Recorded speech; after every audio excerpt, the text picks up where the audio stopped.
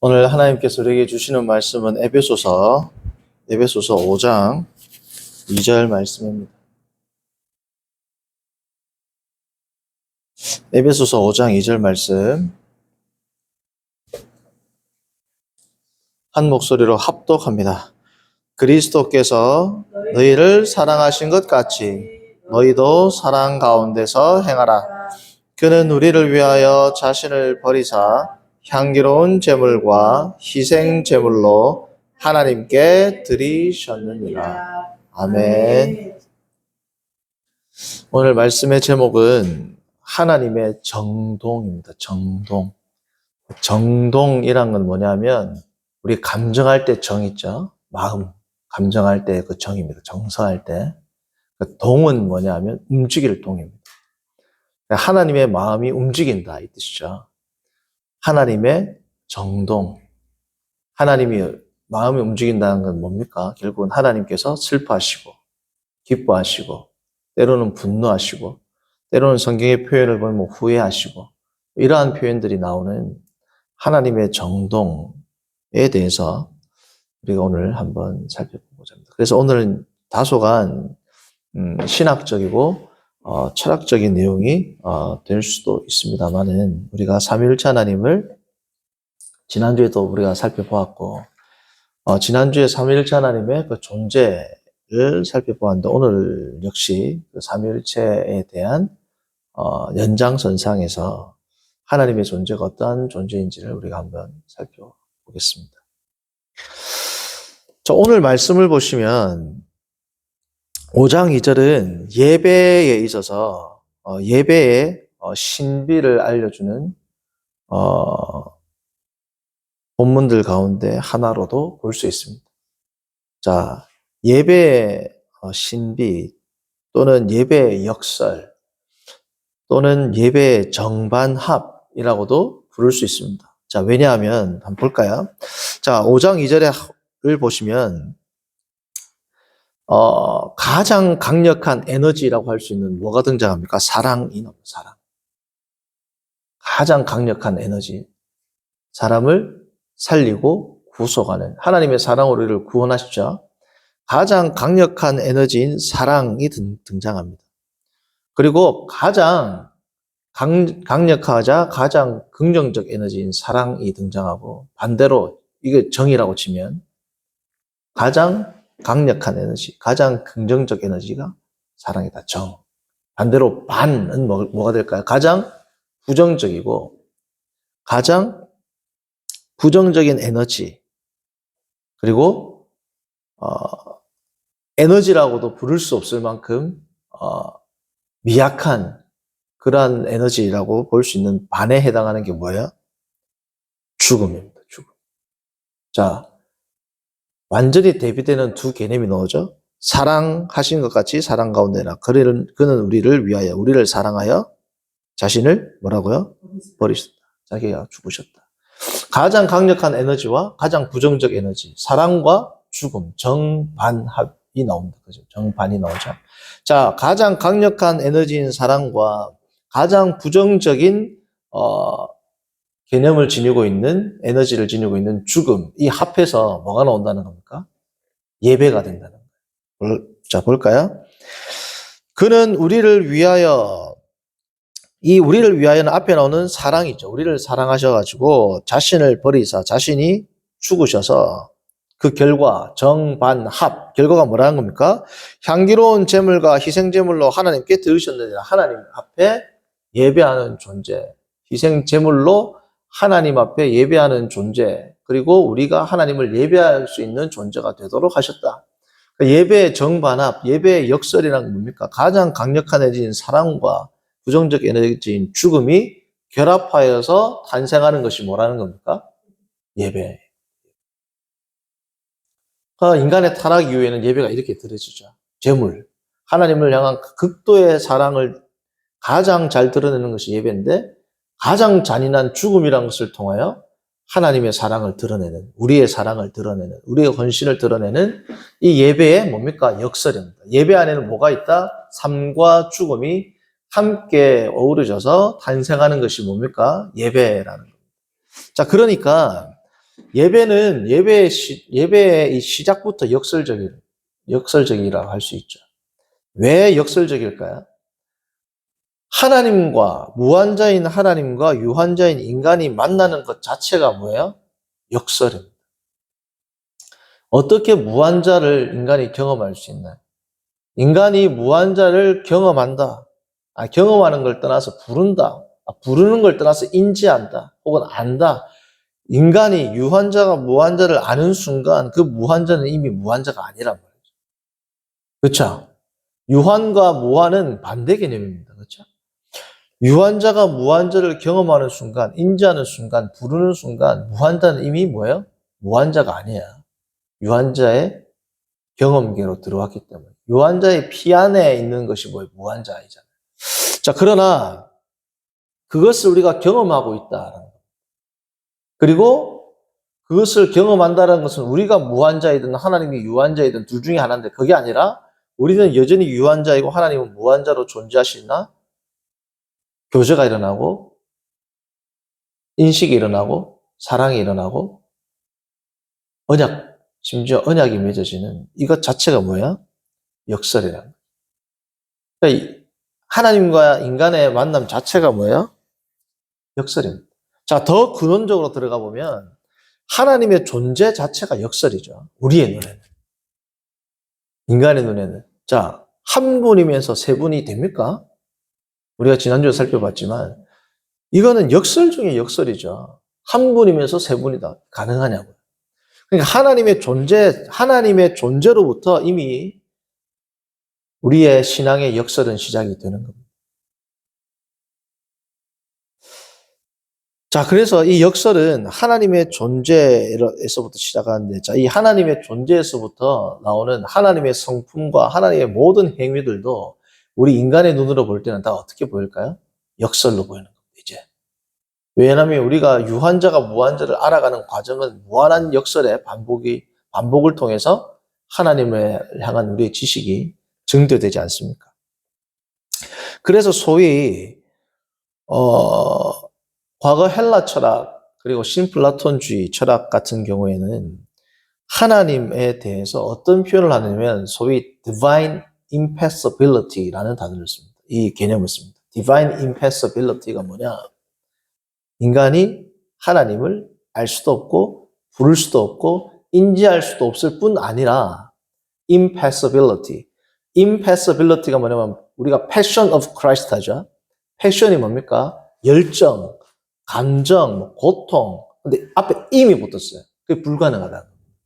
하나님은 감정이 일어나는 것 자체가 불가능하다. 신절. 그 신이 절대적인 존재자라면 감정이 일어나는 것은 불가능하다라는 철학적 주장이 있었습니다. 왜냐하면 자, 소위 이 감정이라는 것은 그게 이제 오늘 말씀의 제목과 이제 연관이 되는데 정동이죠. 하나님의 정동.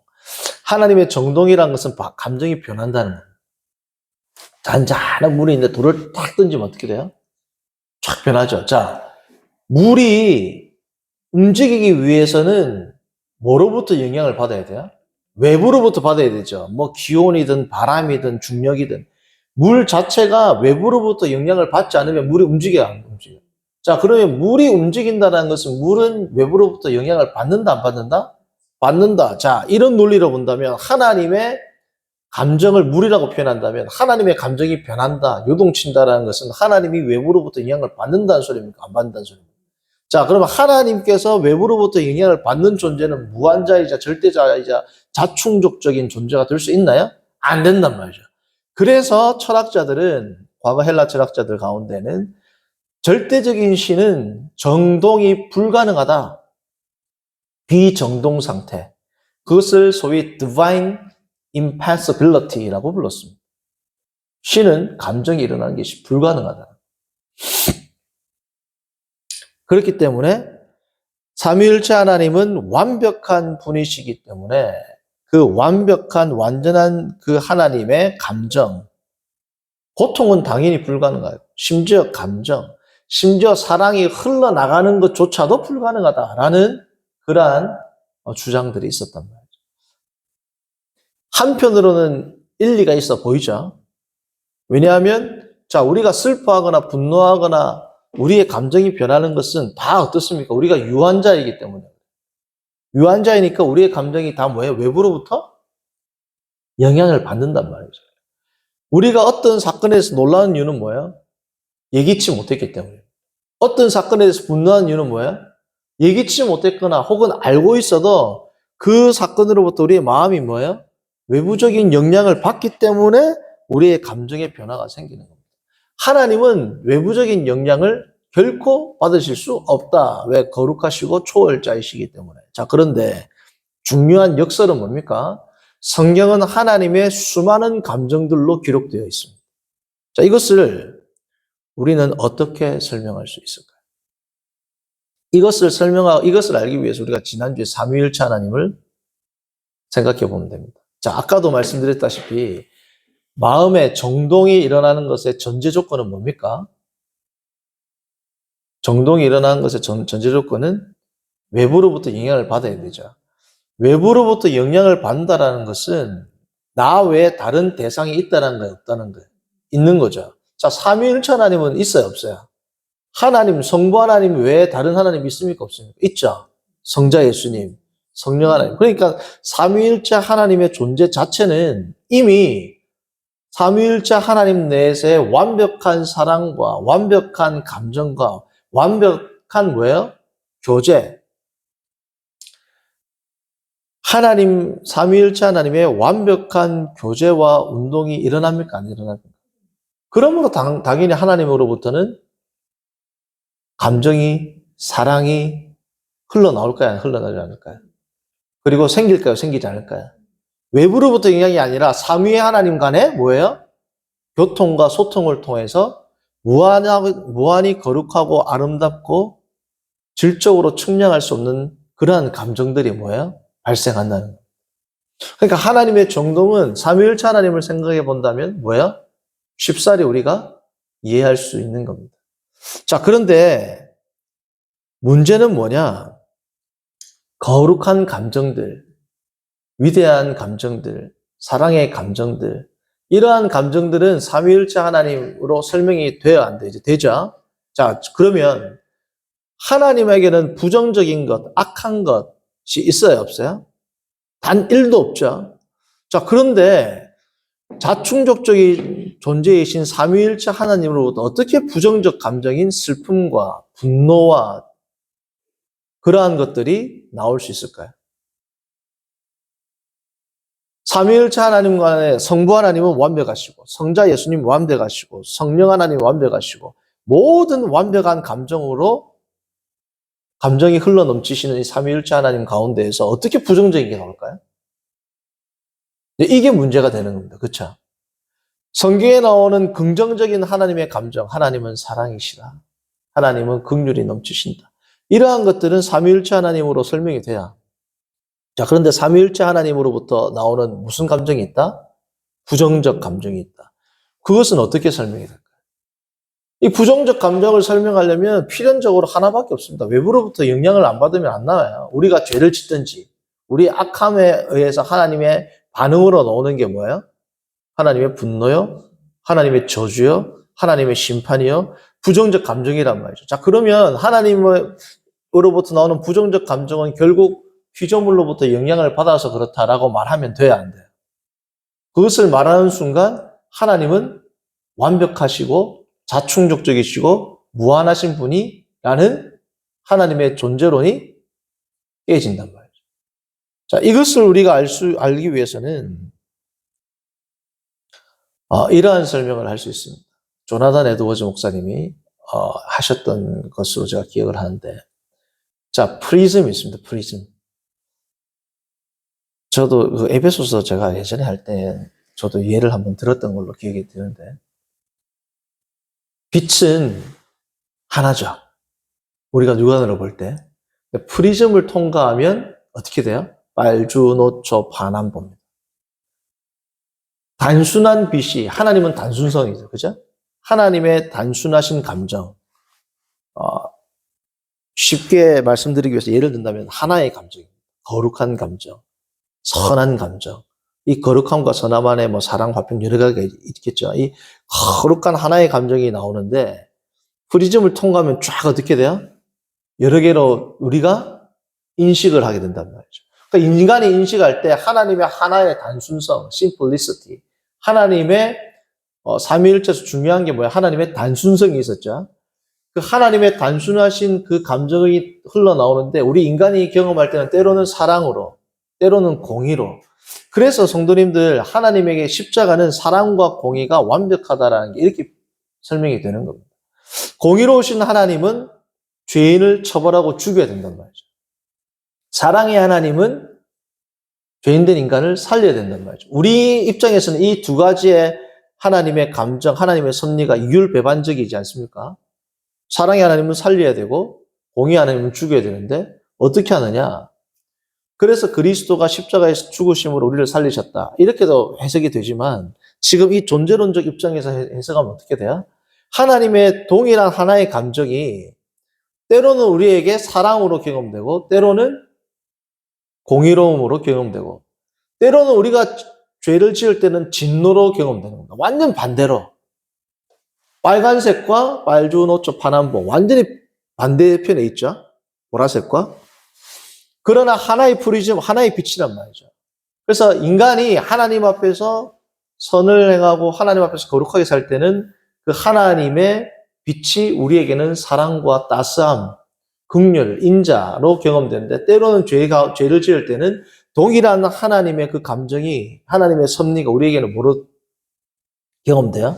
심판과 저주와 진노하시는 하나님으로 나에게 경험된단 말이죠.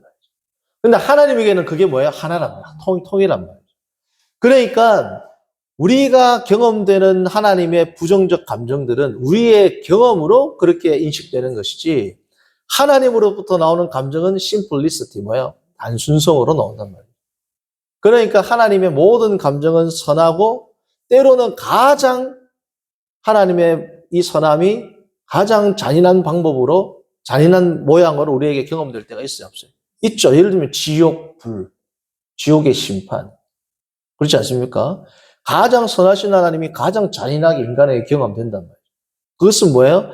인간이라는 프리즘을 통해서 경험될 때 동일하신 하나님의 섭리와 하나님의 성품이 누구에게는 선하게, 누구에게는 사랑으로, 누구에게는 죽음으로, 오늘 예배의 역설과 같이 사랑과 죽음을 통하여 예배가 탄생하는 것처럼 하나님의 가장 강력하고 긍정적인 성품과 가장 부정적인 성품으로 우리에게 경험되는 것은 결국은 하나님의 하나의 성품이라. 자, 이렇게 우리가 본다면 하나님의 정동이 일어나는 것은 지극히 당연한 것이고 하나님의 정동이 일어나는 것에 대해서 하나님의 존재가 부족하다라고 우리가 생각할 뭐야? 하등의 이유가 없다. 하나님께서는 무한히 정동하시는 분이다. 라고 오히려 우리가 정의할 수 있는 겁니다. 성도님들, 그러므로 이 하나님의 감정, 하나님의 섭리를 이 단순한 하나님의 섭리를 우리가 복잡다단하게 경험하고 있지만 중요한 건 뭐다?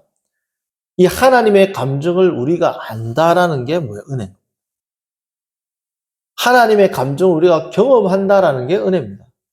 그래서 때로는 성도가 하나님의 심판을 경험하는 것조차 뭐예요? 은혜가 된단 말이에요. 왜? 무한자인 하나님을 어떻게 인간이 경험하는 거죠? 인간으로서 때로는 하나님의 심판을 경험하는 것, 때로는 하나님의 시험 가운데 고난을 경험하는 것 자체가 뭐예요? 그게 은혜란 말이죠. 그게 하나님의 선물입니다. 그래서 위대한 고백을 합니다. 로마서 6장 마지막 절을 보시면 이러한 의미로 읽으면 이렇게 읽힐 수도 있어요. 로마서 6장 23절 우리가 잘 아는 이 말씀을 지금 오늘 보았던 삼위일체적 관점으로 우리가 읽는다면 이렇게 읽힐 수도 있을 겁니다. 죄의 싹은 사망이요. 하나님의 은사는 하나님이 주시는 은사는 하나님의 은사 카리스마입니다. 하나님의 은사 하나님이 주시는 뭐예요? 선물이라고 보면 되죠. 선물. 하나님의 선물은 많은 것들이 있지만 최고가 뭐다? 그리스도 안에 있는 것이다. 그리스도 안에 있는 것이 곧 뭐다? 영생이라는 겁니다. 그러니까 하나님의 선물이 많은데 그 중에서 가장 위대한 선물, 최고의 선물이 뭐다? 카리스마. 바로 그 선물이, 여러 가지 선물이 있겠지만 하나님의 바로 그 선물이 있는데 그 선물이 뭐다? 그리스도 안에 있는 것. 하나님 안에 있는 것이죠. 그리스도 안에 있는 것은. 베드로서의 말씀으로 의하면 신의 성품에 참여하는 것이죠. 그래서 성도님들, 우리가 하나님의 때로는 심판을 당하는 것 자체도 뭐야? 이 은혜라는 거예요. 성도가. 우리가 잘못하면 하나님으로부터 뭐야? 심판을 당하는 경우가 있죠. 때로는 더 나아가서 지옥 불구덩이에 있는 하나님의 가장 엄중하고 어미롭고 어찌 보면 가장 잔인하다라고 표현할 수 있는 그 영원한 불심판 가운데서도 하나님의 가장 거룩하고 아름답고 사랑의 성품이 뭐야? 빛난단 말이에요. 왜요? 그것은 우리의 인간의 눈으로 볼 때 그렇게 비춰지는 것이지 하나님의 하나의 뭐야? 성품이 드러나게 되는 것입니다. 성도님들, 그러므로 우리가 주 안에서 주님을 알아간다. 하나님을 경험한다. 하나님을 알아간다. 이것보다 더 큰 선물이 없어요. 그러므로 성도님들, 무한하신 하나님을 오늘도 내가 경험하고 완벽하신 주님의 성품을 오늘도 알아가는 이 위대한 하나님과의 인카운터, 이 하나님의 섭리 가운데 내가 있는 것, 더 나아가서 이 위대하신 영원하신 완벽하신 하나님이 더럽고 추악한 내 마음의 좌소에 있는 것, 이것보다 더 큰 역설이 어디 있어요? 이 위대한 역설을 오늘도 우리가 소유하고 이 자리에서 예배하고 있는 이것 자체가 하나님의 은혜인 것을 알고 주님 앞에 정말 무한히 감사하고 하나님께 영광을 올려드리는 복된 주일 되시기를 바랍니다. 거룩하신 하나님 아버지, 오늘은 삼위일체 하나님의 완벽하신 하나님의 감정의 흐름, 정동에 대해서 우리가 살펴보면서 이 하나님을 우리가 경험하고 하나님을 알아가는 것 자체가 가장 위대한 선물임을 알고 이것이 하나님이 우리에게 주시는 가장 큰 은사인 것을 다시금 깨닫게 하심을 감사합니다. 늘 그리스도와 함께 동행하며 주의 성품에 참여하는 복된 인생들을 되게 하시고 오늘 거룩한 주일 아름다운 성도의 교제와 하나님을 높이는 거룩한 날 되도록 인도하여 주옵소서. 예수님의 이름으로 기도합니다. 아멘. 찬송가 50장 하시면서 준비한 헌금 하겠습니다.